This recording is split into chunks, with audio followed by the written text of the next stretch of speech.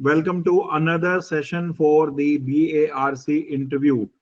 So guys, इस पूरी series में कई सारे इंटरव्यूज ऑलरेडी हो चुके हैं और आगे भी कई सारे इंटरव्यूज होंगे। तो आप सभी लोग, सभी स्टूडेंट्स जो भी एस्पिरेंट्स है BARC इंटरव्यू के, वो इन सारे सेशंस को जरूर देखना। अगर आप NPCIL, DRDO, इसरो इन सब के इंटरव्यूज की भी प्रिपरेशन कर रहे हैं तो भी ये सेशंस आपके लिए बहुत ज्यादा इंपॉर्टेंट है। तो सारे इंटरव्यू सेशंस को ध्यान से सुनना।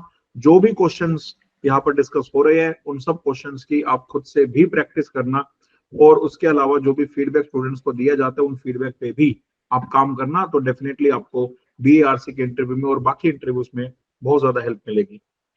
सो मेरे साथ है मेरे साथी Ankush Gupta sir. Welcome sir to the session. Okay sir, thank you. और आज एक नए एस्पिरेंट्स हमारे साथ आए हैं जिनका नाम है, मैं पढ़ पा रहा हूँ, Sohan Giri, 090CHE Sohan Giri. So welcome Sohan to this mock interview. Thank you sir. So Sohan, start करते हैं। आप एक बार अपना इंट्रोडक्शन दे दो और आपके जो 5 सब्जेक्ट्स है वो प्रायोरिटी ऑर्डर में हमें बता दो।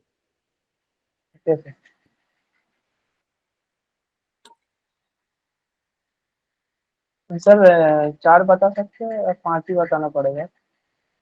अरे तो पहले इंट्रोडक्शन तो दो। Okay. Good evening sir, I am Sohan Giri. Currently, I am pursuing my BTech final year in chemical engineering from Haldia Institute of Technology, and I have done my internship from BCCL Dhanbad, which is a subsidiary of Coal India Limited. And my interest in these subjects are in the difference like heat transfer, mass transfer, CRE, and fluid mechanics. ठीक है, heat transfer, mass transfer, CRE, fluid mechanics. Okay, so start करते हैं सोहन। आप मुझे बताइए कि heat transfer के अंदर हमारे डिफरेंट मोड्स ऑफ कंडक्शन में, different modes of heat transfer जो होते हैं वो मास ट्रांसफर से कैसे डिफरेंट है? मतलब मास ट्रांसफर के टाइप्स और हीट ट्रांसफर के टाइप्स में क्या डिफरेंस है? तो हम हीट ट्रांसफर डिफाइन करते हैं लाइक डिवीजन करते हैं कंडक्शन, कन्वेक्शन एंड रेडिएशन। तो कंडक्शन के केस में मॉलिक्यूल्स स्टैग्नेंट रहता है, वो अपने मीन पोजीशन के अराउंड मूव करता रहता है एंड अपना एनर्जी दूसरे मॉलिक्यूल पे ट्रांसफर करता रहता है।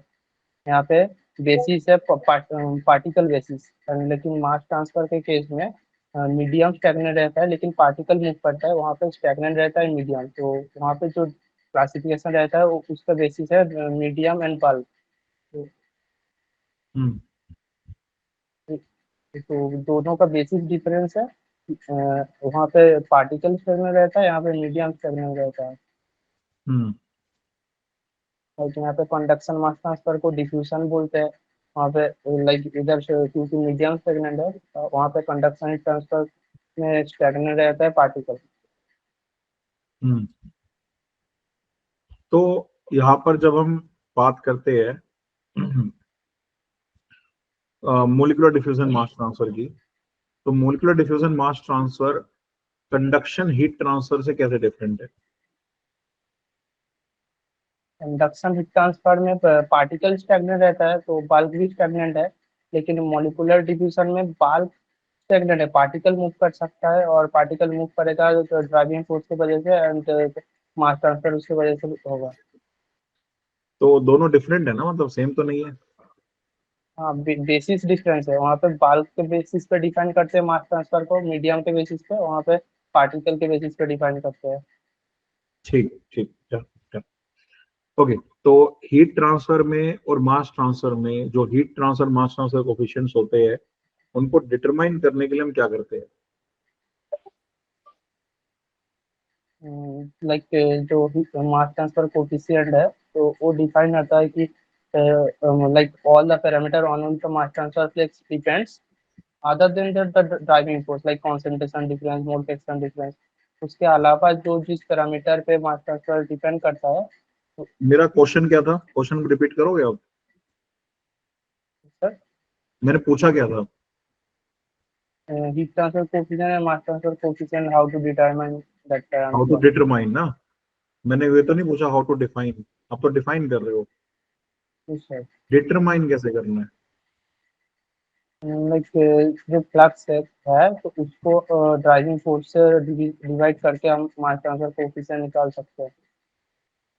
अच्छा, और कोई तरीका? और एक्सपेरिमेंटली हम डिटरमाइन कर सकते हैं।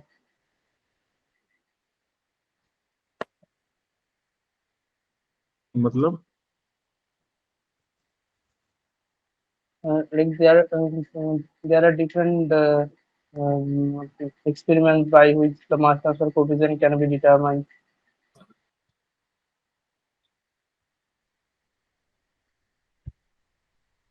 आपने डायमेंशनलेस नंबर्स का नाम नहीं सुना क्या?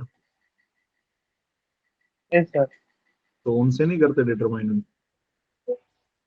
Yes sir, कर सकते हैं। like नसेल नंबर जो हीट ट्रांसफर कोफिशिएंट को रिलेट करता है, नसेल नंबर पता होने पे वो डिटरमाइन हो सकता है हीट ट्रांसफर कोफिशिएंट। शेरूट नंबर से भी मास ट्रांसफर कोफिशिएंट डिटरमाइन हो सकता है। तो ये क्यों नहीं बताया फिर आपने?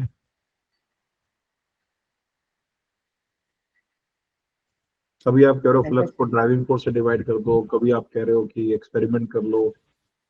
सबसे पहले तो ये बताना चाहिए था ना कि हीट ट्रांसफर कोएफिशिएंट के लिए नसेल्ट नंबर से हम निकाल सकते हैं, mass transfer Yes coefficient sir. के लिए शेरवुड नंबर से निकाल सकते हैं।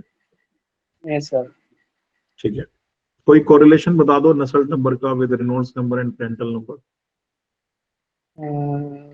Like for flat plate, like Nusselt number equal to 0.664 of uh, Reynolds to the power 0.5, Prandtl to the power 1/3.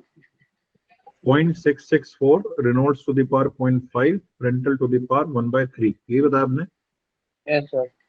इस कोरिलेशन में रेनॉल्ड्स नंबर क्या है? Reynolds number जो इसके फोर्स लिए का कुछ फ्लो के लिए sir, with the ratio of inertial force to the viscous force. तो ठीक है, रेनॉल्ड्स नंबर क्या है इसमें? एक तो ये रिलेशन होता है ना, 0.332 वाला भी तो रिलेशन होता है। Yes sir. तो उसमें तो रेनॉल्ड्स अलग है ना, और इसमें रेनॉल्ड्स अलग है, तो ये हाँ, इसमें कौन सा रेनॉल्ड्स है? यहाँ पे रेनॉल्ड्स पूरा total length of the average length of the plate के लिए कंसीडर करते हैं, और 0.332 वाला पे लोकल वाला रेनॉल्ड्स नंबर कंसीडर तो वो करते हैं। बताओ ना, खाली रेनॉल्ड्स बोलोगे तो कैसे पता लगेगा कौन सा रेनॉल्ड्स है? Yes. प्रॉपर बताओ। और पाइप के लिए? पाइप के लिए sir 0.023 Reynolds to the power 0.8 and Prandtl's to the power 1/3। अब यहाँ पे फिर आपने रेनॉल्ड्स बोला, अब यहाँ पे कौन सा रेनॉल्ड्स है? Reynolds number Reynolds for pipe लेकर रेनॉल्ड्स में जो डाया है वो कौन सा डाया लेना है? वो लेना है internal dia of the pipe. और अगर एनुलस में फ्लो कर रहा है तो? तो इसको केस में हाइड्रोलिक रेडियस निकाल के फिर उसको 4 से मल्टीप्लाई करके हाइड्रोलिक डाया निकालना पड़ेगा। फिर उस बेसिस पे रेनॉल्ड्स नंबर के फॉर्मूला पे d0/mu करके वो निकालना पड़ेगा, जो रेनॉल्ड्स नंबर आएगा वही फॉर्मूला पे पुट होगा। कैरेक्टरिस्टिक लेंथ क्या होती है?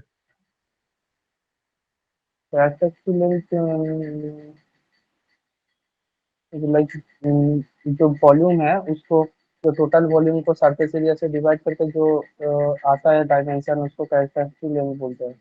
कहाँ पर यूज करते हैं characteristic length? Characteristic length in the case of lump parameter model, hmm, lump parameter model we can use characteristic length. कौन सा model? Lumped parameter model? Yes sir. Convection में यूज नहीं कर सकते क्या?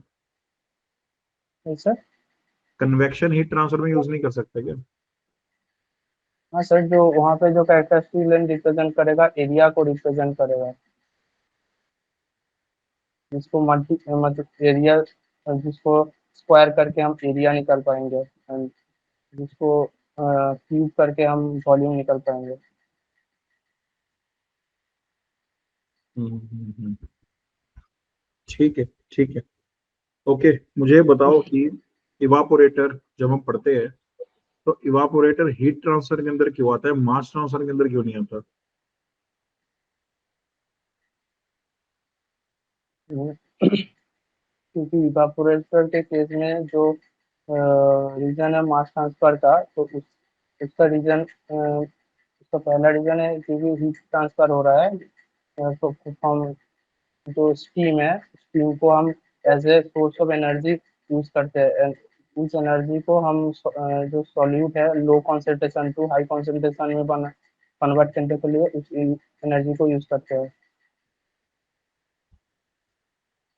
स्टीम तो हम डिस्टिलेशन में भी यूज करते हैं, हीट ट्रांसफर तो डिस्टिलेशन में भी होता है, वेपर्स तो डिस्टिलेशन में भी बनते हैं, पर वो तो मास ट्रांसफर में यूज होता है।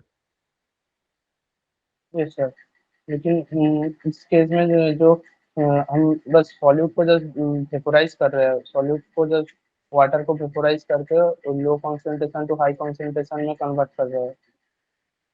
इवापोरेटर के केस में यस सर। तो मास का तो ट्रांसफर हुआ ना यहाँ पे भी, यस सर, तो फिर मास ट्रांसफर में क्यों नहीं आएंगे?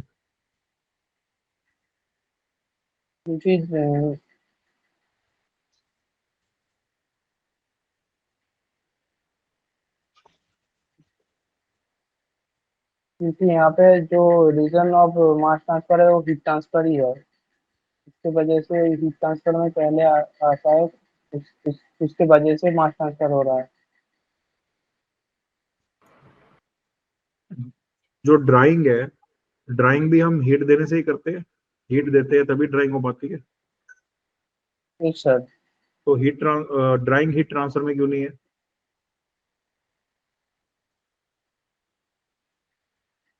हाँ, वहाँ पे भी हीट ट्रांसफर और मास ट्रांसफर साइमल्टेनियसली हो रहा है। तो हीट ट्रांसफर में नहीं डालना चाहिए, हीट और मास दोनों में रख दो।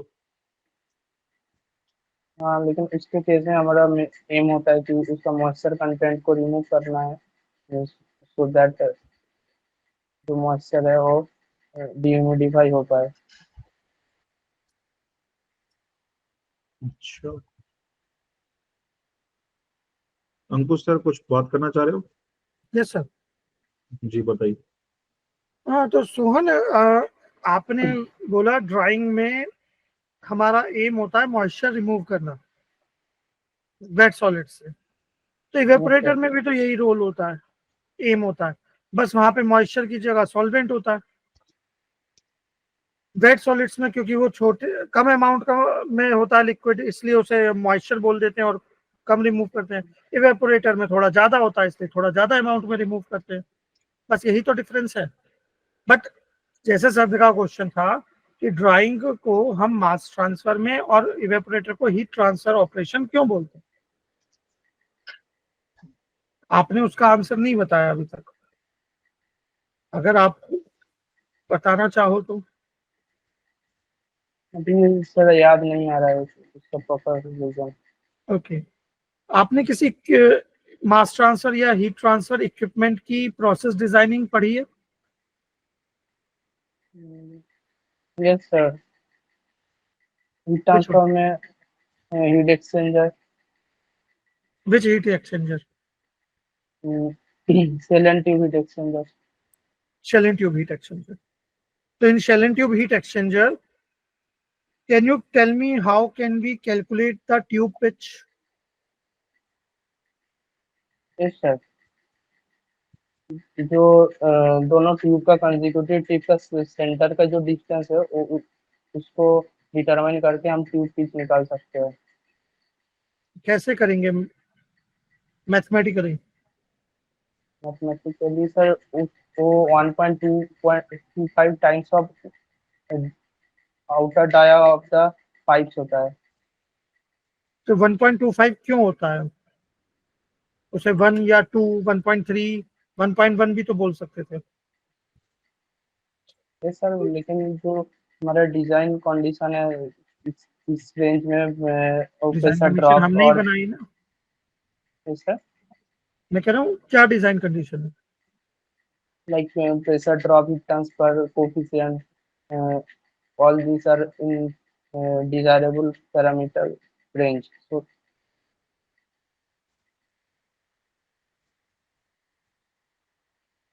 ओके,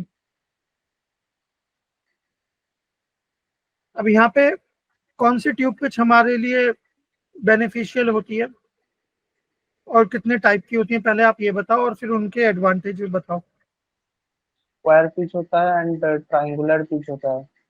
उनके एडवांटेज, प्रॉस एंड कॉन्स, दो दो बताओ, ज्यादा नहीं।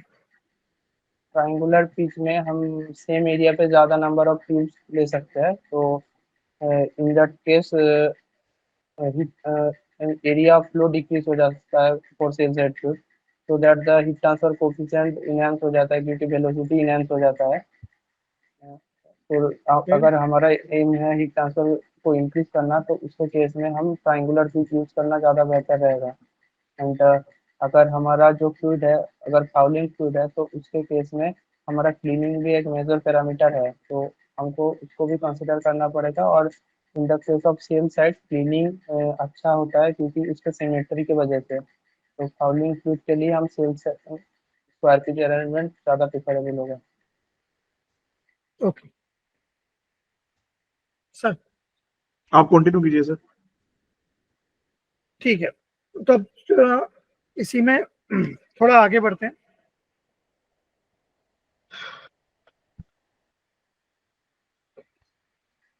आपने कौन सा मेथड पढ़ा है to design the shell and tube heat exchanger? Kant's method, sir. Kant's method. So can you tell us the steps of Kant's method? मतलब what steps we should follow? Majorly, not all the steps, but the main steps. पहले Sequence तो in sequence. Sir पहले तो जो हम fluid ले रहे हैं दोनों फ्लूइड हीट ट्रांसफर के लिए, एक हॉट एंड कोल्ड, उसको उसका थर्मोकेमिकल प्रॉपर्टी पहले जानना जरूरी है, तो लाइक सीपी म्यू ये सब वगैरह पहले पता होना चाहिए।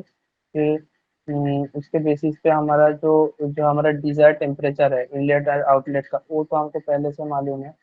तो वो temperature and the thermochemical property से हम उसका हीट ट्रांसफर निकाल सकते हैं, like how much heat have to be transferred from a hot to cool.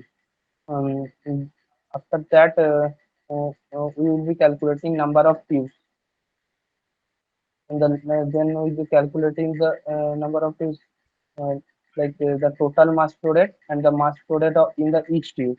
Like dividing that, we will be getting the number of tubes which we have to consider. Carry on. If the number of tubes we get 12, like, and in the standard tube count it is getting there is no data of 12, there is 14. In that case we will be taking the upper limit of the tube count, and on the basis of that we will be proceed for the further step. Then उसके बाद हम Reynolds number निकालेंगे sell side fluid and का, तो उसके basis पे हम sell side fluid का जो एनुलस एरिया है उसका इक्विवेलेंट डायमीटर निकालेंगे, एंड उसके बेसिस पे Reynolds number, and so that the heat transfer coefficient of the sell side fluid can be determined. Only with the Reynolds number we can calculate heat transfer coefficient. Prandtl's number भी निकालना जरूरी है, तो हम thermochemical property से तो हमको literature से पता चल जाएगा, एंड उसके बेसिस पे हम फ्रेंडल नंबर निकाल सकते हैं। तो वो भी बताओ ना फिर। तो उसके बाद हम हीट ट्रांसफर कोएफिशिएंट हम which correlation we will use to calculate HTC?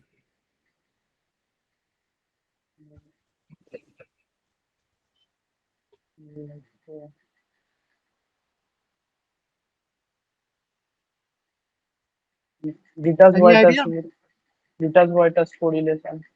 If flow is laminar, then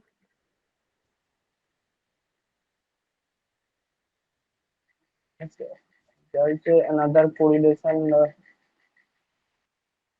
Sedat correlation. okay. By the way, अगर आपको याद नहीं आता है तो आप सीधा सीधा कैसे मना कर सकते हो, कोई इशू नहीं, because in designing we are not suppose to remember the correlations. अगर आप कर लेते हो अच्छी बात है, नहीं करते तो भी कोई हार्म नहीं है उसमें। फिर आगे बताओ, एसटीसी हमने कैलकुलेट कर लिया शेल साइड का, फिर then we will be calculating the heat transfer coefficient of the tube side, and then हम जो ट्यूब वेसल का स्पेसिंग है तो उसको कैलकुलेट करेंगे, एंड अगर वो एडजस्टेबल में रखेंगे, देन उसके बाद बंडल डायमेट्रिक क्लियरेंस निकालेंगे। एक ग्राफ आता है उसके बेसिस पे, एंड वो यूट्यूब है ना, यूट्यूब है या फिक्स्ड है उसके बेसिस पे ग्राफ आता है, उससे बंडल क्लियरेंस निकालेंगे। देन वो internal dia of the tubes को ऐड करके हम outer dia of the shells, inside dia of the shell set निकाल सकते हैं। ओके,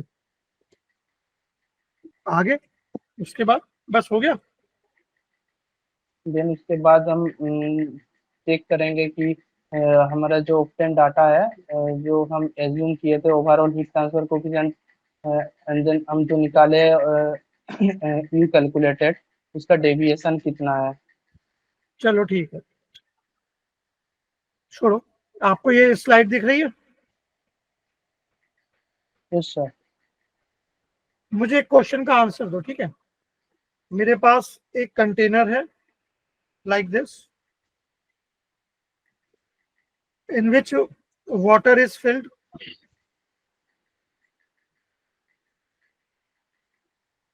Okay, यहाँ पे मैंने सपोज एक हॉट मेटलिक बॉल रखी है,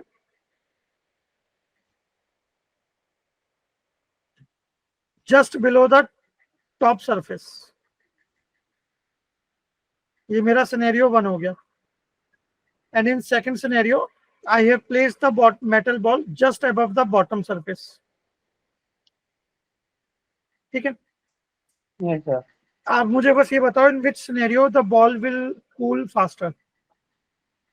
सर दोनों के केस में क्या मतलब सेम सब कुछ मटेरियल सेम ऑफ है, बॉल? बस पोजीशन चेंज कर दी। ऊपर बस टॉप लेयर के जस्ट नीचे है, और सेकंड सिनेरियो में बॉटम लेयर के जस्ट ऊपर। इसी तरह डेंसिटी हमने में उन्हें तो वहां प्लेस कर दिया। डेंसिटी का तो डिफरेंस होगा, क्योंकि एक नीचे है, एक ऊपर फ्लोट कर रहा है। फ्लोट नहीं कर रहा, मैंने उन्हें किसी तरह से ये अच्छा अच्छा। हाइपोथेटिकली मान लो प्लेस कर दिया। अब वो बॉल ओके मूव नहीं ओके। कर रही, वहां पोजीशन उनकी फिक्स हो गई ओके सर। समहाउ। ठीक है, अब मेरा क्वेश्चन ये है, in which scenario the heat transfer will be more, और you can say the ball will cool faster? And जो होल सिस्टम है वो क्या एयर के आसपास सराउंडेड है? वाटर टैंक है ये, वाटर पूल के अंदर स्विमिंग पूल होता है हाँ मतलब उस उसको तरह। इसे ऊपर क्लोज्ड एयर ही है ना? कंटेनर मान लो आप, अगर ऐसा कोई कंफ्यूजन है आप इसे क्लोज कर लो। ओके। सिर्फ वाटर का कांटेक्ट है और कोई कांटेक्ट ही नहीं है, और बाहर से इंसुलेटेड है।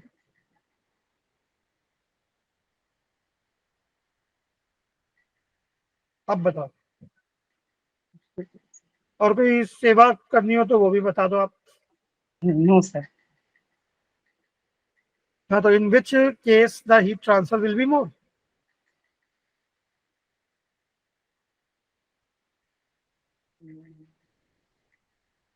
आई डोंट नीड एनी मैथमेटिक्स, मैं पहले ही क्लियर कर देता हूँ। Just tell me in working wise, mechanism wise, physical interpretation.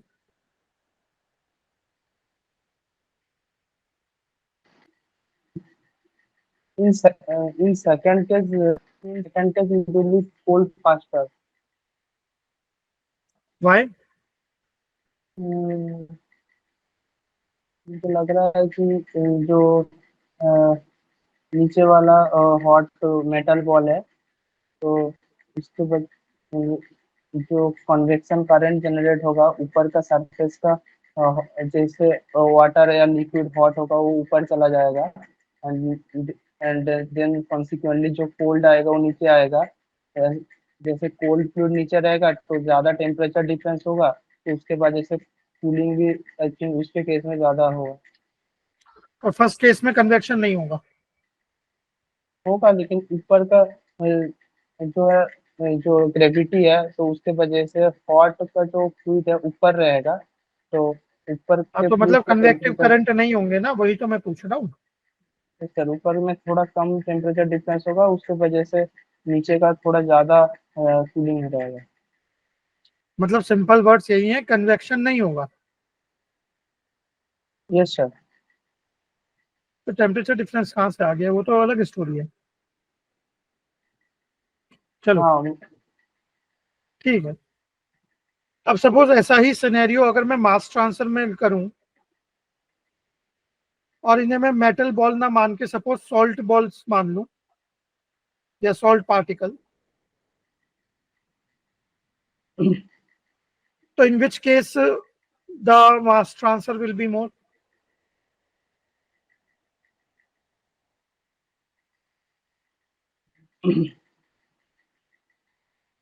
Again, I am repeating, I don't need any mathematics.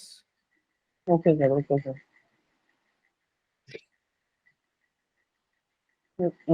Like ऐसे नीचे को केस में जैसे कन्वेक्शन करंट जनरेट होगा, तो उसके वजह से बाल्क में थोड़ा मूवमेंट आएगा, which will help to increase the mass transfer coefficient. पहले तो ये तो बताओ कि कौन से केस में मास ट्रांसफर ज्यादा होगा, फर्स्ट या सेकंड। सेकंड के केस में, नाउ टेल मी व्हाई। क्योंकि जो कन्वेक्शन करंट जनरेट हो रहा है उसके वजह से फ्लूइड में थोड़ा मूवमेंट हो रहा है, जैसे फ्लूइड मूवमेंट हो रहा है मास ट्रांसफर कोफिशिएंट को इनहेंस कर रहा है, तो आप कह रहे हो सेकंड केस में कन्वेक्शन होगा, इसमें यस सर। कैसे होगा। जो सॉल्ट मॉलिक्यूल है ये नियर बाय वाटर मॉलिक्यूल्स में डिसॉल्व हो जाएगा। Yes sir. तो जो बॉटम लेयर है वाटर की उसमें सॉल्ट की कंसंट्रेशन ज्यादा होगी यस सर। और ऊपर की तरफ सॉल्ट की कंसंट्रेशन रिलेटिवली लो होगी। Yes sir. तो यहाँ पे अंदर डिफ्यूजन तो हो जाएगा, करेक्ट। हाँ, हो जाएगा सर। बट हेयर अगर हाई कंसंट्रेशन है तो that means density will be high, yes sir. And here it low concentration means low density. Yes sir. तो कन्वेक्शन कैसे होगा, क्योंकि हाई डेंसिटी लिक्विड तो नीचे ही रहेगा, लो डेंसिटी ऊपर ही रहेगा। बट और फर्स्ट केस में हाई मैं मेरा कंसंट्रेशन है तो हाई डेंसिटी भी मेरा होगी। आंसर चेंज कर सकता हूँ मेरा सर।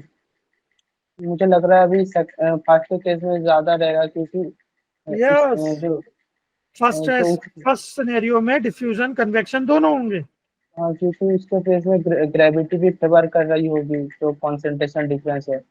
वही तो हम कह रहे हैं कि फर्स्ट केस में डिफ्यूजन और कन्वेक्शन दोनों होंगे यस और सर, यस सेकंड सर। में बस डिफ्यूजन हो रहा है। Yes sir. तो फर्स्ट हीट ट्रांसफर में second will be better and for mass transfer first will be better. Yes sir. चलो तो वापस टॉपिक पर आते हैं। आप मुझे बस ये बता दो, जो आपका शेल ट्यूब हीट एक्सचेंजर है उसमें अगर दो फ्लूइड होते हैं, हॉट एंड कोल्ड, ऐसे आपने पढ़ा होगा। Yes sir. Suppose one fluid is steam, saturated steam. Yes sir. जो हॉट फ्लूइड है that is saturated steam,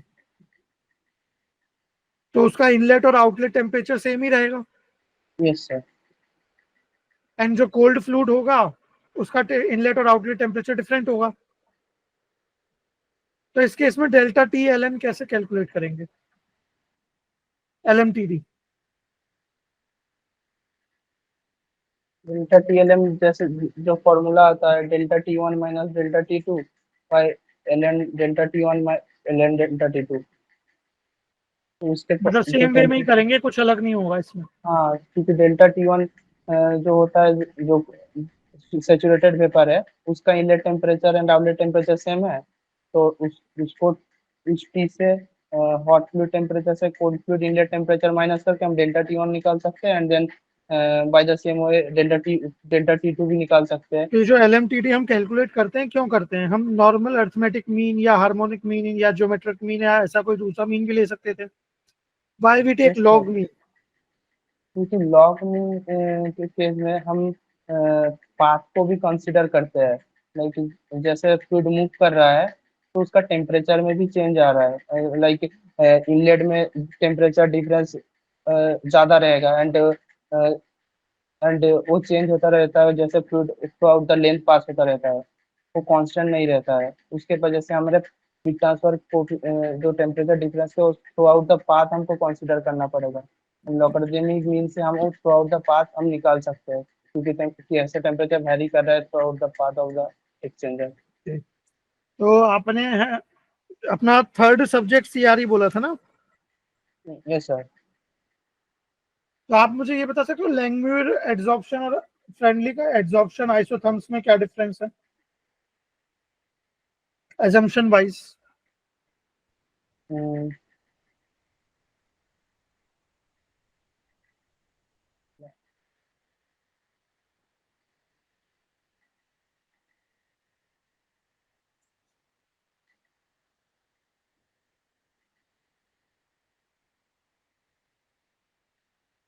language के केस में हम जो हमारा एडजॉर्बेंट है और एडजॉर्बेंट का सरफेस है एनर्जेटिकली सेम रहता है, ऐसा कंसीडर करते हैं।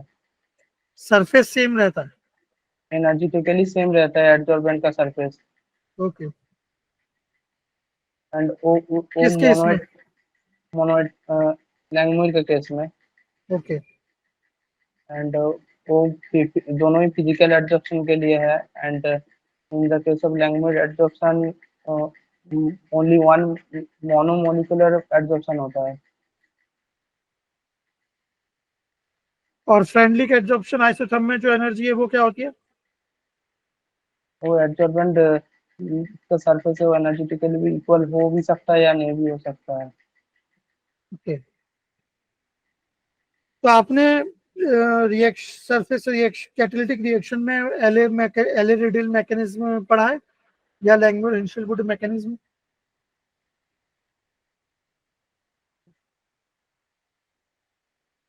के बारे में आइडिया नहीं है सर। गेट की प्रिपरेशन की थी आपने, गेट एग्जाम की? Yes sir. फिर भी नहीं पढ़ा? एक्चुअली वो पार्ट को मैंने थोड़ा क्विक कर दिया था। तो सीआरई में कौन सा पार्ट है जिसमें आप सबसे ज्यादा कंफर्टेबल हो? Homogeneous reaction. होमोजीनियस में क्या? होमोजीनियस तो पूरा सीआरई ही हो गया, कैटलिस्ट हटा दो तो होमोजीनियस ये सब। जो सर काइनेटिक्स वगैरह एंड रिएक्टर्स। Reaction kinetics. तो can you tell me what is zero order reaction? In the reaction unit, the reaction don't depend upon the concentration term. Reaction does not depend? Rate of reaction does not depend on the concentration term. Concentration. Exponent of the तो concentration is in zero. Real life can we have any zero order reaction?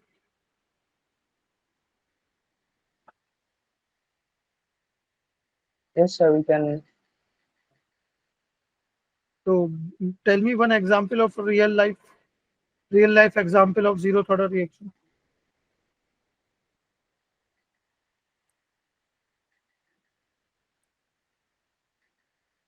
याद नहीं आ रहा है sir. Suppose okay, so not suppose, one more thing, for zeroth order reaction can we achieve 100% conversion? Yes, sir. How?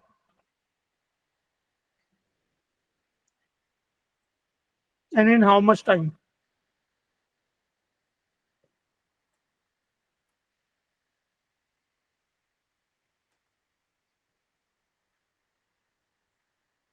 जो जो rate of reaction का जो auto concentration पर डिपेंड नहीं करता है।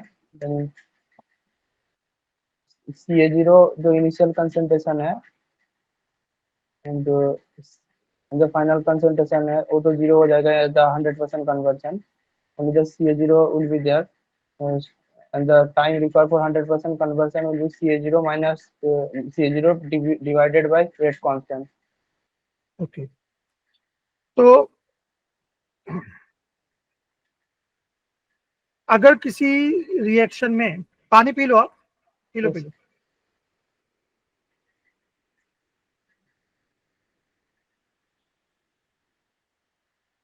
तो किसी रिएक्शन में अगर कंसंट्रेशन डिक्रीज हो रहा है, yes sir, zero order reaction की बात हो रही है, अगर सपोज कंसंट्रेशन क्योंकि रिएक्शन हो रही है तो कंसंट्रेशन डिक्रीज करेगा, यस सर, तो अगर कंसंट्रेशन डिक्रीज होना स्टार्ट कर देगा तो ऑर्डर ऑफ रिएक्शन तब भी जीरो रहेगा या इंक्रीज हो जाएगा? तब भी 0 रहेगा सर। सीआरई आपने कौन सी बुक से पढ़ी है? सीआरई में तो थोड़ा नोट्स पढ़ा था सर, बुक वगैरह ऐसा पढ़ा नहीं। हाँ, कौन सी बुक रेफर की है प्रिपरेशन के लिए? 11 स्किल। तो 11 स्पिल में ही मेंशन्ड है, अगर कोई जीरो ऑर्डर रिएक्शन है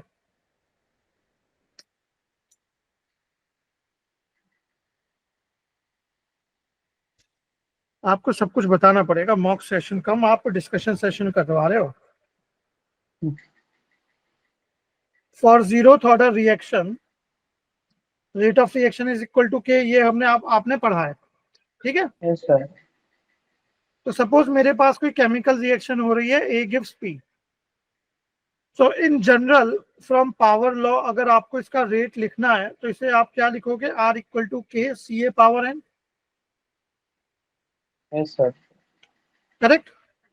yes sir, if concentration of A remains equal to initial concentration, मतलब कांस्टेंट रहता है, रिड्यूस ही नहीं कर रहा, तो उस केस में आप यहाँ मैथमेटिक्स समझो पहले। तो आर को मैं अप्रोक्सीमेटली सी ए को रिप्लेस कर सकता हूँ सी ए नॉट से, यस सर, तो ये क्या बन जाएगा, इंडिपेंडेंट ऑफ कंसंट्रेशन।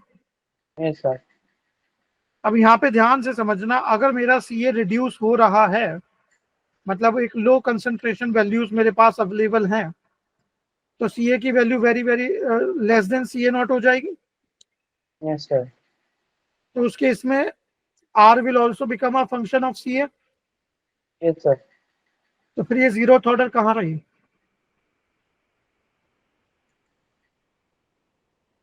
अब समझो, जैसे आपकी ओशियन होता है, सी ओशियन समुद्र, उसमें से अगर मैं बाल्टी भर के पानी निकालूं, जैसे हमारे घर में बकेट होती है पानी की, उसमें से अगर आप ग्लास से पानी निकालोगे तो आप देख पाओगे कि बकेट में वाटर का लेवल कम हो रहा है, यस सर, एक गैप क्रिएट हो रहा है जैसे जैसे पानी निकाल लो।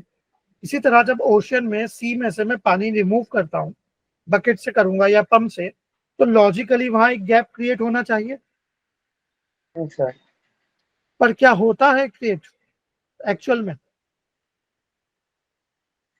नहीं होता, क्योंकि यस सर, समुद्र में इतना सारा इनफाइनाइट पानी है कि अगर आप निकाल भी लोगे तो साइमल्टेनियसली वो फिल हो जाता है, हाँ, उसे मतलब फ्रैक्शन ऑफ 0 सेकंड लगते हैं काइंड ऑफ की वो गैप को कवर करने में। तो ऐसा फील होता है लाइक जैसे वो गैप कभी बना ही नहीं, मतलब यस वाटर सर, का अमाउंट कभी डिक्रीज ही नहीं हुआ।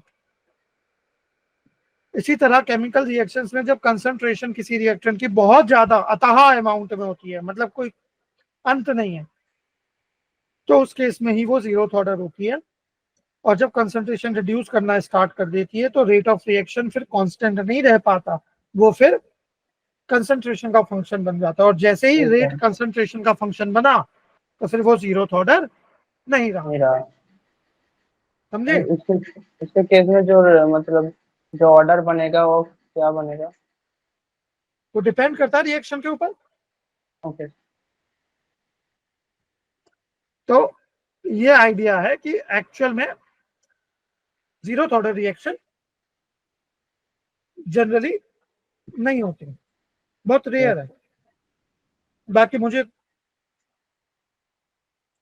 जो जीरो ऑर्डर रिएक्शंस पता है वो मोस्टली स्यूडो जीरो ऑर्डर होती है, समझे? यस सर, और ये बुक में 11 स्किल में मेंशन भी है ये वाली line, for zero order reaction as concentration reduces the order increases, मतलब वेरीज, ठीक है। ओके सर, तो रिएक्शन काइनेटिक्स पढ़िए आपने, थोड़ा और कंसेप्चुअली पढ़ो, फैक्ट्स के साथ, एग्जांपल्स के साथ।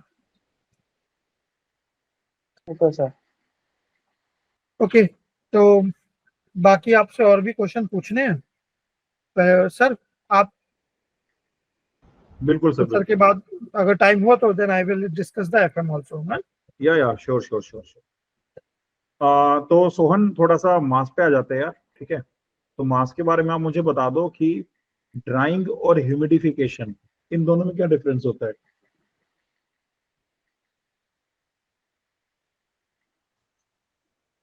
आवाज आ रही है क्या मेरी? Yes sir, yes sir. Yes yes. ठीक है, ठीक, बताओ। तो ड्राइंग के केस में हम किसी भी वेट सॉलिड बॉडी रहता है उसका मॉइस्चर रिमूव करते हैं by passing air. And humidification में हम uh, उसका ह्यूमिडिटी इंक्रीज करते हैं, लाइक मॉइस्चर कंटेंट को इंक्रीज करते हैं। तुम्हारी स्टेटमेंट है ह्यूमिडिफिकेशन में हम उसका ह्यूमिडिटी इंक्रीज करते हैं। तो यहाँ पे जो वर्ड है उसका, ये कोई टेक्निकल वर्ड है? मतलब डिक्शनरी में मेंशन होगा क्या उसका कौन है? वेट सॉलिड का सर। वेट सॉलिड का। ह्यूमिडिफिकेशन में वेट सॉलिड का मॉइस्चर इंक्रीज करते हैं। सॉलिड का सॉरी सर, जो सॉलिड रहता है उसका मॉइस्चर कंटेंट इंक्रीज करते हैं। ह्यूमिडिफिकेशन में सॉलिड का मॉइस्चर कंटेंट इंक्रीज करते हैं। Yes sir. और डीह्यूमिडिफिकेशन में क्या करते हैं फिर? सॉलिड का मॉइस्चर कंटेंट रिमूव करते हैं, है ना? लास्ट आंसर आपका सेकंड सब्जेक्ट है। Yes sir.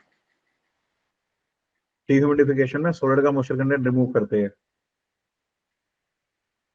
डीह्यूमिडिफिकेशन पे। Yes sir. तो अच्छा, तो ये डिह्यूमिडिफिकेशन और ड्राइंग में क्या डिफरेंस है फिर?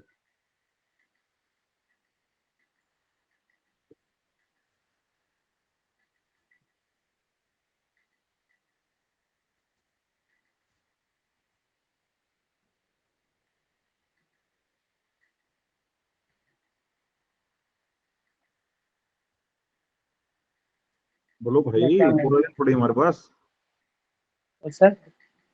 पूरा दिन थोड़ी हमारे पास। डिह्यूमिडिफिकेशन और ड्राइंग में क्या डिफरेंस है? डिह्यूमिडिफिकेशन भी सॉलिड में से मॉइस्चर रिमूव किया था, और ड्राइंग में भी सॉलिड से मॉइस्चर रिमूव किया था, तो दोनों में डिफरेंस क्या है फिर? Don't know sir. Don't know? नालायक। ह्यूमिडिफिकेशन एयर के लिए होती है, सॉलिड के लिए नहीं होती है।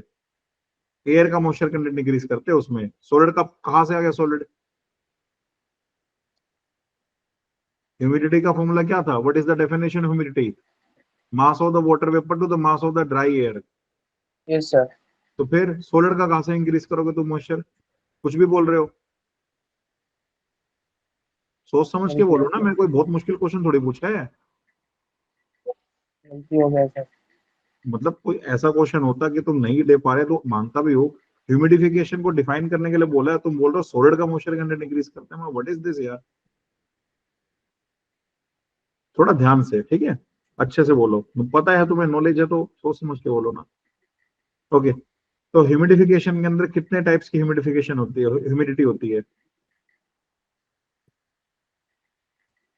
एब्सोल्यूट ह्यूमिडिटी होता है sir, and then molar humidity, relative humidity and percentage humidity. Okay, relative humidity और सैचुरेशन ह्यूमिडिटी में क्या डिफरेंस है?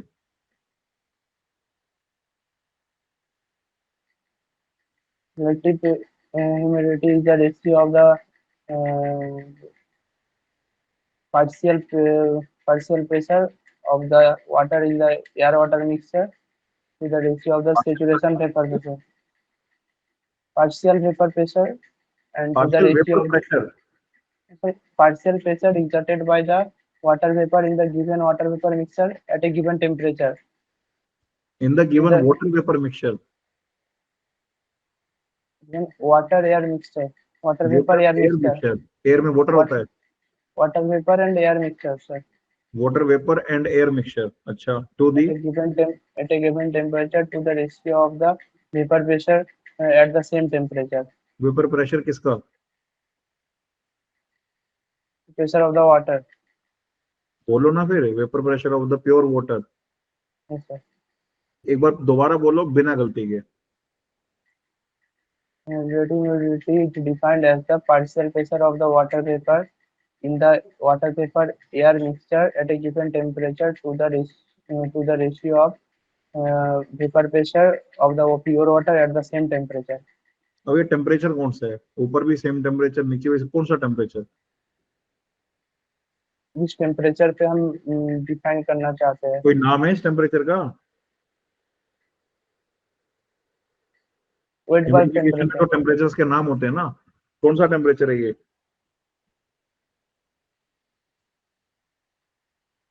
Yes sir. हाँ, टेम्परेचर कौन सा है? डीबीटी है, डब्ल्यूबीटी है, डीपीटी है, क्या है ये भाई? Due point temperature sir. ये ड्यू पॉइंट टेम्परेचर है। Yes, sir. तो ड्यू पॉइंट पे तो एयर सैचुरेटेड होती है, तो रिलेटिव ह्यूमिडिटी तो 1 आएगी हमेशा।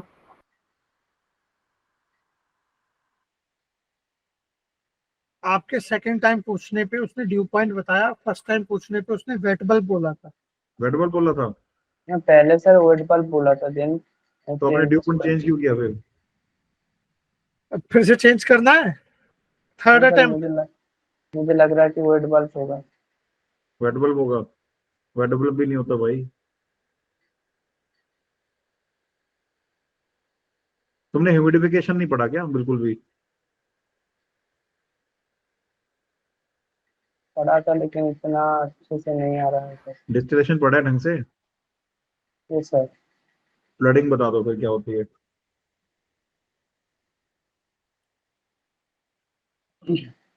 फ्लडिंग एक कंडीशन होता है जिसके केस में कलम में sudden increase of pressure drop हो जाता है एंड जो कंसिडरेबल कंडीशन नहीं होता कॉलम के केस में. डिफाइन तो कर दो एक बार, प्रेशर ड्रॉप हो जाता है, फ्लडिंग होती क्या, डिफाइन तो करो। जो इन केस जब रिबॉयलर से वेपर जाता है उसका प्रेशर अगर ज्यादा नहीं हो रहता है तो वो लिक्विड लोड को ज्यादा रहता है, तो उसके केस में जो लिक्विड होल्ड अप है तो उसको ओवरफ्लो करके कंसेक्यूटिवली ऊपर के ट्रेड में ले जाता है. इस केस को हम फ्लडिंग बोलते हैं. ये तो एंट्रेनमेंट होता है। Yes sir. फ्लडिंग क्या होती है? Flooding flooding entrainment and weeping दोनों को ही बोलते हैं, जिस केस में कलम का बिहेवियर चेंज होता रहता है सडन. एंट्रेनमेंट, फ्लडिंग और वीपिंग तीनों एक ही चीज है? नहीं सर, वीपिंग के केस में प्रेशर ड्रॉप डिक्रीज होता रहता है, इसके वजह फ्लडिंग से. क्या होती है? तुमने अभी तक मुझे फ्लडिंग नहीं बताया। When the vapor load is high, vapor velocity is more, then the vapors while leaving the tray will carry the liquid droplet up with it. Yes sir. ये बताया तुमने, तो ये तो एंट्रेनमेंट है। फ्लडिंग क्या है फिर? फ्लडिंग के अंडर में एंट्रेनमेंट एंड वीपिंग आता है. फ्लडिंग के अंडर में एंट्रेनमेंट एंड वीपिंग आता है. विपिंग? Yes sir. फ्लडिंग के अंदर एंट्रेनमेंट एंड विपिंग आता है? एंट्रेनमेंट एंड वीपिंग दोनों एबनॉर्मल कंडीशन है ये जो फ्लडिंग के अंदर आता है? फ्लडिंग के अंदर आता है. मतलब whipping is a part of flooding? Yes sir. तुम डिस्टिलेशन पढ़ के आए हो क्या? Yes sir. क्या बोल रहे हो सोहन तुम? Are you in your senses? Whipping is a part of flooding. Are you sure? Yes sir. नालायक, whipping के अंदर उल्टा केस होता है, फ्लडिंग के अंदर उल्टा केस होता है। कोई किसी के अंदर नहीं आता है। एंट्रेनमेंट का वर्स्ट फ्लडिंग होता है। When entrainment is too excessive, then that situation is called flooding. And whipping is reverse of that. Whipping के अंदर प्रेशर ड्रॉप कम हो जाता है, वेपर वेलोसिटी कम हो जाती है, लिक्विड लोड Yes, sir. ऊपर नहीं जाता, नीचे आता है। तो फ्लडिंग sir. का पार्ट कैसे हो सकता है?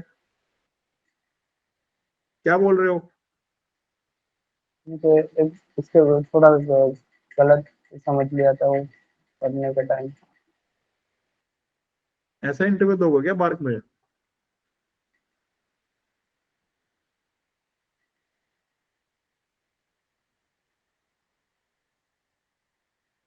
ओके, टोटल रिफ्लेक्स रेशियो बताओ। टोटल रिफ्लेक्स रेशियो जब किसी भी सिचुएशन कलम ऑपरेट करते हो इनिशियल कंडीशन में मैक्सिमम एनरिचमेंट को अचीव करने के लिए हम टोटल रिफ्लक्स करते हैं, जिसमें हम जो कंडेंसर है, कंडेंसर से जो लिक्विड कंडेंसर होने के बाद पूरा का पूरा लिक्विड हम कॉलम में ट्रांसफर करते हैं, ना कि कोई डिस्टिलेट विड्रॉ करते हैं। और टोटल रिबॉयलर के केस में what happens to the McCabe Thiele? McCabe Thiele diagram में क्या कैसे शो करोगे टोटल रिफ्लक्स को? और sir McCabe Thiele diagram total reflux के केस में कैसे बनता है, थोड़ा बताओ उसके बारे में, या तो बना के दिखा दो या बता के बता दो। टोटल रिफ्लक्स के केस में नंबर ऑफ स्टेजेस मिनिमम रहता है, तो वहाँ पे जो ऑपरेटिंग लाइन है दोनों सेक्शन का, वो जो डायगोनल लाइन है उसके ऊपर ओवरलैप कर जाता है। ठीक है, तो जब टोटल रिफ्लक्स से हम रिफ्लक्स रेशो कम करना शुरू करेंगे तो मैकॅप-थिले में क्या क्या चेंजेस आएंगे, कौन सी लाइन कहाँ मूव करेगी, स्लोप कैसे चेंज होंगे? जो टिपिंग लाइन है उसका स्लोप इंक्रीज करता रहता होगा, and with the reflux, with the increase in reflux. Yes sir, and then जो एनरिचिंग लाइन है वो भी ऊपर जाता रहता है, सो दैट द जो इंटरसेक्शन पॉइंट है वो भी ऊपर की तरफ शिफ्ट होता रहता होगा। एक second, slope of the stripping line तुमने बोला इंक्रीज करता है with the increase in reflux, यही बोला ना? Slope of the stripping line, हाँ, तो एनरिचिंग लाइन का स्लोप क्या, वो तो बताया नहीं तुमने? स्लोप डिक्रीज करता होगा सर, डिक्रीज करता है, करता होगा या करता है? डिक्रीज करता है। करता है, ठीक है। तो स्ट्रिपिंग लाइन का स्लोप इंक्रीज करता है with the increase in reflux, और रेक्टिफाइंग लाइन का स्लोप डिक्रीज करता है with the increase in reflux. और रिफ्लक्स अगर कम करते रहोगे तो लास्ट में जो लास्ट में कंडीशन जाके आएगी उसे क्या बोलेंगे? मिनिमम रिफ्लक्स रेशियो का और उस पर कंडीशन क्या आएगा। होगा डायग्राम? उसके केस में जो दोनों ऑपरेटिंग लाइन है इक्विलिब्रियम लाइन को इंटरसेक्ट कर जाएगा।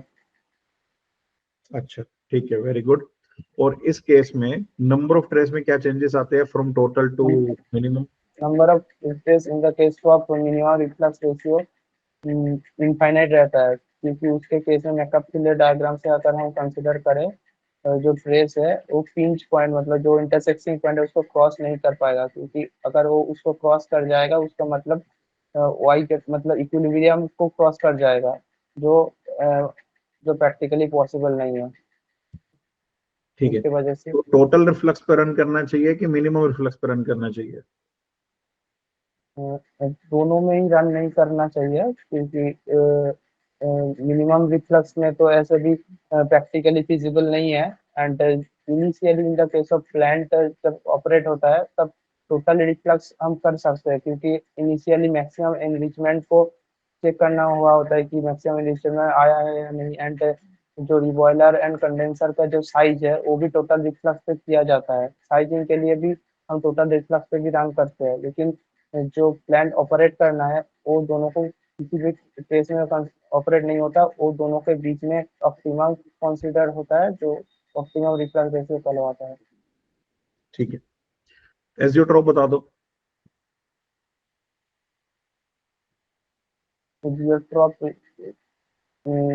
जो दो तरह का होता है, अगर पॉजिटिव डेविएशन और मिक्सर एंड होता क्या सबसे पहले, होता क्या है? दो तरह का तो होता है, बट एजियोट्रोप होता क्या है? जो total pressure of the mixer है वो अगर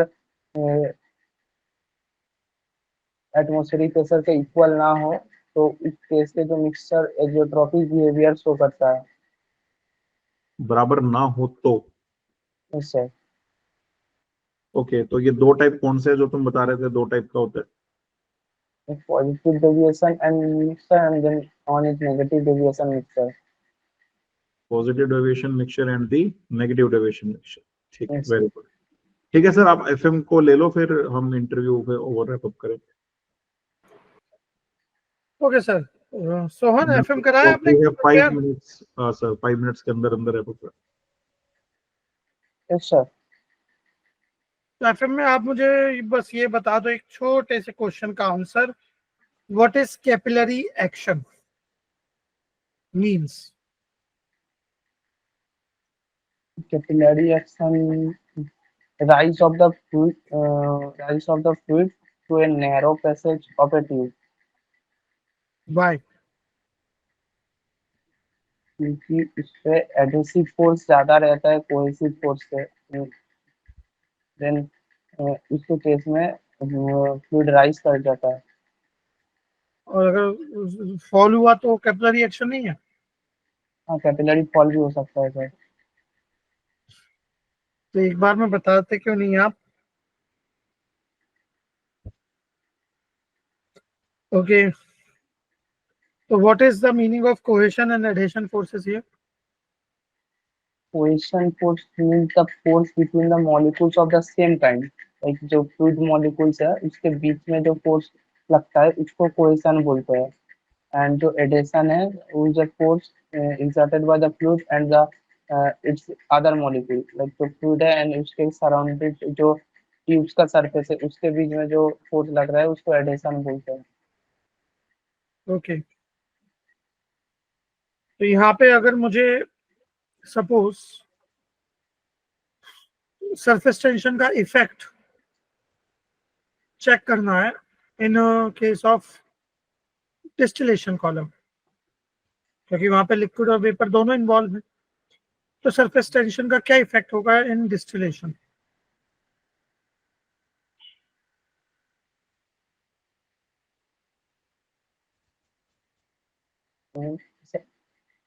मतलब डिस्टिलेशन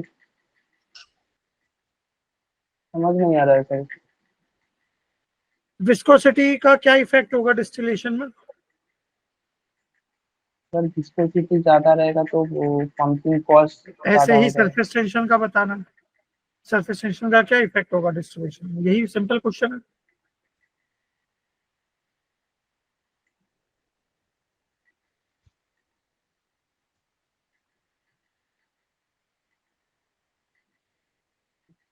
पता नहीं सर। ओके चलो कोई बात नहीं। पंप्स वगैरह पढ़े? Yes sir. हाँ, तो आप पंप्स का बाउंड्री लेयर थ्योरी और फ्लो मीटर्स जो होते हैं, फ्लो मीटर समझते हो ना, वेंचुरी मीटर और रिफिस मीटर, ये सब। Yes sir. Yes sir. हाँ, तो ये सब एक बार पढ़ लेना अच्छे ओके से, सर। ठीक है। और बर्नौली इक्वेशन। ओके। बाकी फीडबैक अगर मैं दूं तो मेरा फीडबैक ये होगा कि आपको नॉलेज है थोड़ा, स्टार्टिंग में ऐसा लग, आप थोड़ा पता नहीं क्या बोलूंगा, ये आपका नेचर में है या फिर नर्वस हो आप इस वजह से, पर आप ऐसा लग रहा है जैसे आप थोड़ा डर डर के आंसर कर रहे हो, या तो ये भी हो सकता है कि आप शाय हो इसलिए आप बात ही ऐसे करते हो, यस शाय सर। नेचर के हो, या फिर नर्वस हो इस वजह से आप इस तरह से बात कर रहे हो।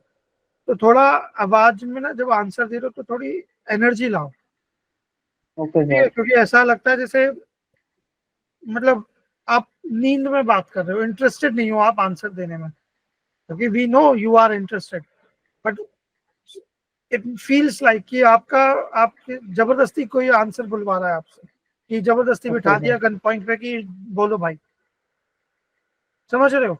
तो थोड़ा एनर्जी लाओ, बाकी सब ओके है, कोई दिक्कत नहीं। और थोड़ा सा प्रेजेंस ऑफ माइंड रखो, क्वेश्चंस को सुनो अच्छे से फिर आंसर करो, क्योंकि कई बार ऐसा हुआ बीच में 3-4 बार जहाँ पे आपने क्वेश्चन पूछा कुछ गया था और स्टार्ट आपने कुछ और किया।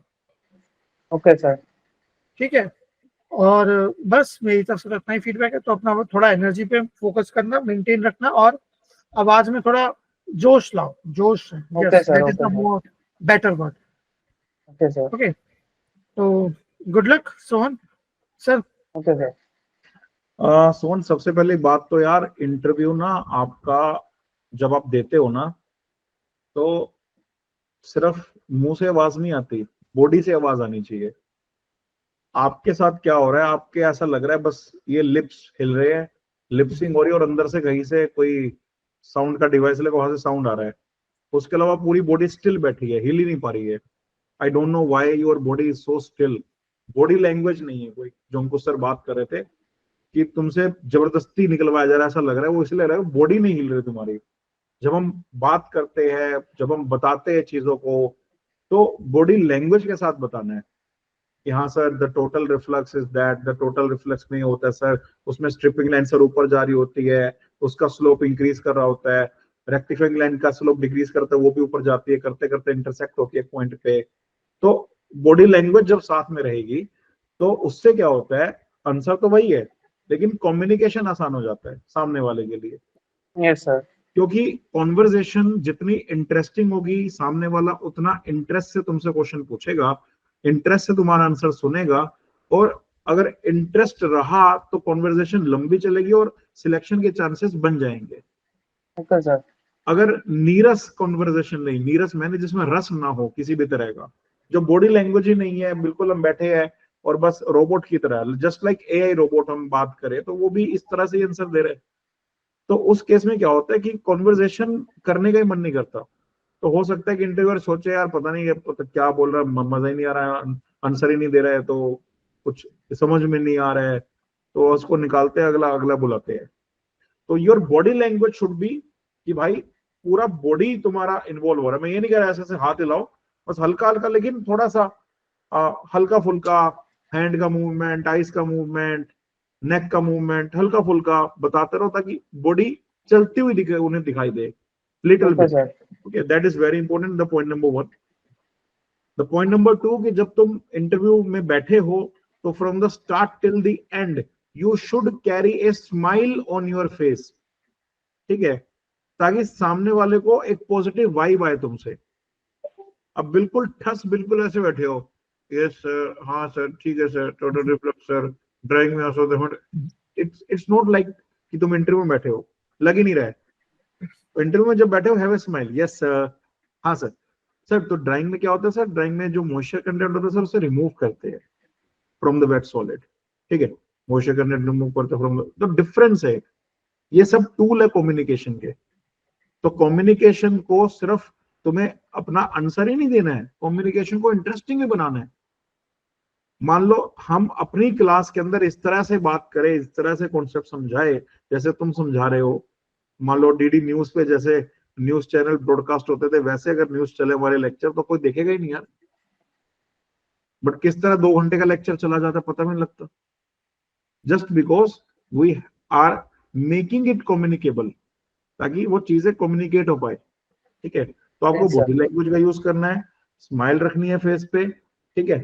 तीसरी चीज, आपके आंसर्स अच्छे, आप आंसर्स दे रहे हो क्वेश्चंस के, आपको नॉलेज भी है, बट बीच बीच में आप ना बड़ा ब्लंडर कर दे रहे हो कुछ कुछ क्वेश्चंस में, और वो फिर समझ में नहीं आ रहा कि भाई ये क्या चल रहा है। कि एक तरफ तो आप किसी क्वेश्चन का बहुत अच्छा आंसर दे रहे हो, मजा ही आ जा रहा है, जिससे लग रहा है बंदे को तो फुल नॉलेज है, और दूसरी तरफ आप बहुत ही बेसिक गलती कर दे रहे हो।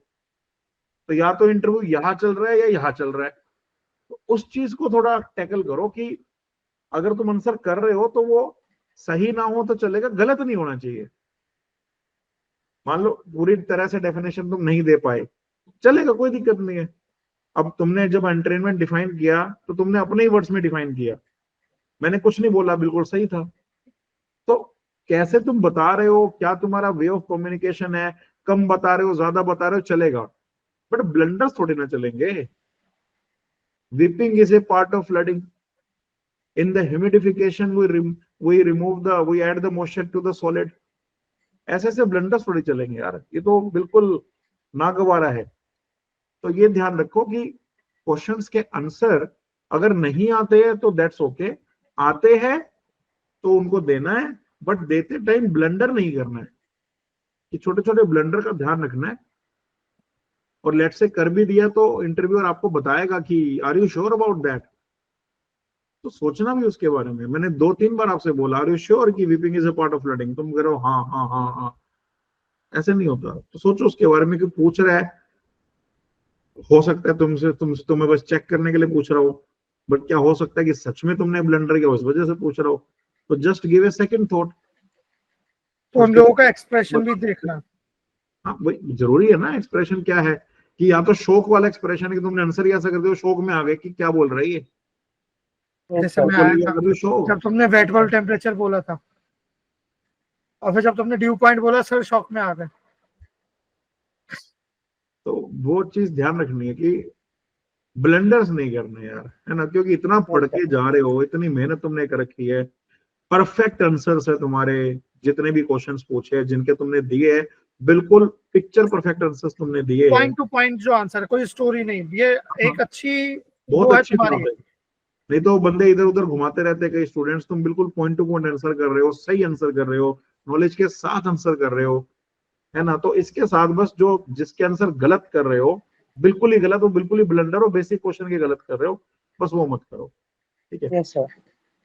अगर ये 3 चीजों पे काम कर लोगे, बॉडी लैंग्वेज में improvement, have a smile on the face and do not do any blunder, तो मुझे लगता है कि बार में तुम्हें सिलेक्शन लेने से कोई नहीं रोक सकता, क्योंकि तुम्हें नॉलेज है और वो नॉलेज तुम कम्युनिकेट भी अच्छे से कर पा रहे हो। बस बॉडी लैंग्वेज लेकर आओ, स्माइल लेकर आओ और ब्लंडर्स मत करो, ठीक है।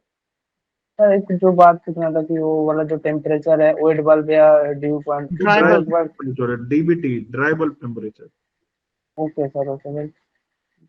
और जो हुआ है मेरे साथ कि जो सीआरई में भी है, जो आता है हेटेरोजेनस वाला रिएक्शन, वो लास्ट में आता है, तो वो इतना अच्छे से नहीं आता है, तो कोई बात नहीं, ऊपर जरूरी नहीं हमें ऊपर। सब कुछ आए। आपसे अगर उसके ऊपर कोई डिस्कशन होता है या किसी भी टॉपिक पे डिस्कशन होता है जो आपका प्रिपेयर नहीं है, आप सीधा मना कर दो, sorry sir, this is not, I am not able to recall, या फिर आई हैव नॉट प्रिपेयर, या आई ओके सर, फॉरगॉट, और okay slipping sir, from my mind, whatever you want to say, जैसे ओके भी sir. Decorate करके बोलना है, ठीक है, कोई हाँ इशू सर। नहीं है। और जो वो बात है, ओएनजीसी का लास्ट टाइम इंटरव्यू दिया था, वहाँ पे भी जब इंटरव्यू पैनल पे बैठा तो वो लोग भी बता रहे थे कि थोड़ा नर्वस लग रहे हो, इतना क्यों नर्वस हो रहे हो, ये मैं वही कैसे? बोला ना, जैसे सर ने भी कहा, मैंने थोड़ा कैजुअल उसमें बोल दिया, ऐसा लग रहा है जैसे किसी ने गन पॉइंट पे आपको बिठा दिया और जबरदस्ती बुलवा रहा हो।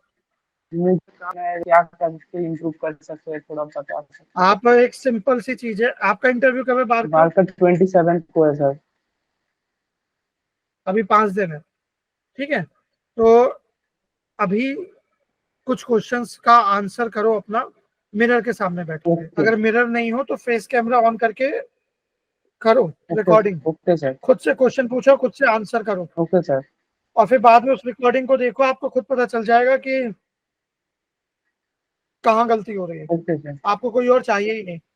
और ट्राई करो आई कांटेक्ट करके, आई कांटेक्ट के थ्रू बात करने का, और अगर आई कांटेक्ट नहीं हो पा रहा, मैं एक हैक बता रहा हूँ, जब मैं था मेरे से भी आई कांटेक्ट करना थोड़ा अजीब लगता था मुझे आफ्टर बीटेक, तो उस टाइम पे हमारे एक सर थे, उन्होंने मुझे बोला था, अगर आई कांटेक्ट नहीं कर पा रहे ना, शर्म लग रही है या कुछ भी, तो हाँ, सामने वाले के ईयर्स या शोल्डर्स की तरफ देखो, ओके आंखें सर, खोलकर, झुका के नहीं, ऐसे खोलकर, ठीक है, तो घूरना नहीं है, पर तो उन्हें एटलीस्ट, उन्हें शायद ऐसा लग सकता है कि तुम उनकी तरफ देख रहे हो, ओके सर, ठीक है। ठीक बाकी है। टेंशन मत लो, सब ओके है, बस थोड़ा सा अपनी एनर्जी के ऊपर काम करो, हाँ, जोश लाओ मुझे उसमें। भी लगता है उसमें थोड़ा प्रॉब्लम है, फर्स्ट टाइम हो प्रॉब्लम रहा नहीं है। है, ये एक प्रॉब्लम नहीं है, ये बस एक हैबिट की बात है, वो टाइम के साथ हाँ, आता है। हाँ, आपने इसके ऊपर अभी काम नहीं किया, शायद जरूरत नहीं लगी होगी, इसलिए आपको हाँ सर, अजीब फर्स्ट अभी टाइम ऐसा हो लग रहा रहा है है। अभी ये सर। जब जरूरत लगेगी, जैसे प्रेजेंटेशन भी देते हैं स्टेज पे जाके, या कोई डांस कंपटीशन होता है, तो फर्स्ट टाइम सबको स्टेज फियर होता है। Yes sir. दुनिया में आज तक कोई आदमी ऐसा नहीं आया जो फर्स्ट टाइम में ही स्टेज पे जाके बढ़िया करके आया हो, मतलब विदाउट एनी परफॉर्मेंस प्रेशर करके आया हो।